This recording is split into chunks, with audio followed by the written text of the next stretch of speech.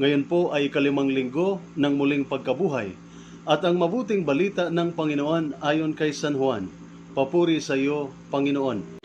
Ako ang tunay na puno ng ubas at ang aking Ama ang tagapag-alaga. Inaalis niya ang bawat sangang hindi namumunga at kanya namang pinuputulan at nililinis ang bawat sangang namumunga upang mamunga pa ng lalong sagana. Nalinis na kayo sa pamamagitan ng salitang sinabi ko sa inyo.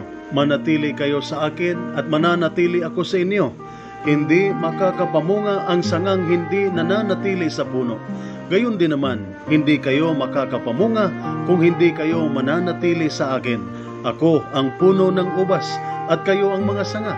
Ang nananatili sa akin at ako sa kanya, ang siyang namumunga ng sagana, sapagkat wala kayong magagawa kung kayo'y hiwalay sa akin. Ang hindi nananatili sa akin ay itinatapon at matutuyo gaya ng sanga.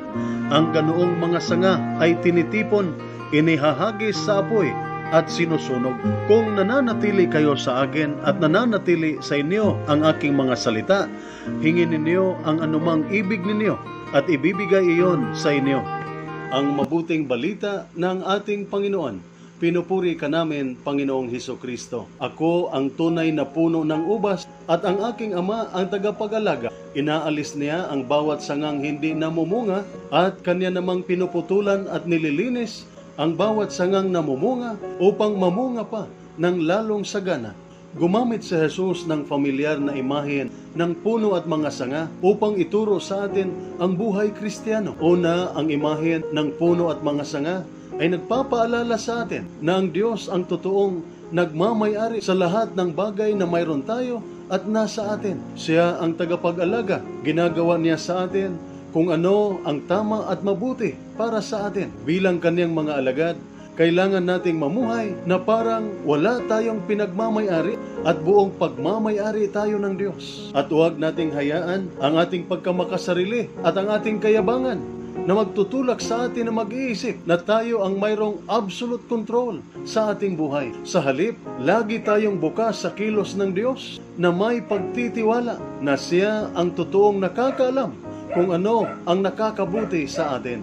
Pangalawa, ang imahe ng puno at mga sanga ay nagpapaalala sa atin na si Jesus ang pinagmulan ng ating buhay at ang punto na nagdugtong sa ating lahat. Siya ang puno, tayo ang mga sanga. Ang sanga na nahiwalay sa puno ay matutuyo at mamamatay. Ganon din ang ating buhay bilang kanyang mga alagad. Mabubuhay tayo at mamumunga lamang sa pamamagitan ng ating pananatili kay Kristo. Kailangan nating mananatili kay Kristo dahil hiwalay sa Kanya. Wala tayong magagawa. Pangatlo, ang imahen ng puno at mga sanga ay nagpapaalala din sa atin na upang tayo ay manatiling malusog at namumunga, kailangan nating putulan. Alam ng tagapag-alaga na ang pagputol ay nakakabuti sa mga sanga. Ang sanga na hindi na pinuputulan sa matagal na panahon ay nagiging wild at hindi makapagbigay ng magandang bunga. Minsan sa ating buhay ay nag-i-intervene ang Diyos sa pamamagitan ng cross upang hamunin tayo at upang tayo ay tumubo, upang tanggalin ang ating kayabangan. Minsan, hinahayaan tayo ng Diyos na mabigo. At upang tayo ay tumubo na may matibay na pananampalataya, minsan, nagpadala ang Diyos ng pagsubok at paghihirap. Ito po ang salita ng Diyos, ang ating gabay. Let us pray.